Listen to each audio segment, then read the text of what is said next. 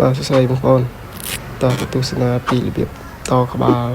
ដោយមួយខ្សែឲ្យបានត្រឹមត្រូវនេះ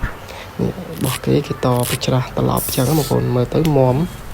យើងធ្លាប់ទៅតរដងខ្សែត្រង់ពេលគេតរបៀបនេះមើលទៅវាមុំបងប្អូនហើយវាអត់ងាយដាច់ទេហើយពេលពីរបៀបតខ្សែភ្លើងគេវិញគេអត់តដូចយើងរដង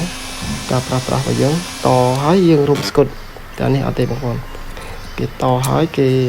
យកកាវយកមកបាញ់ពីលើជ័រខ្សែភ្លើងនឹងមកតង់បន្ទាប់មកបានគេយកជ័រមូលហ្នឹងយកមក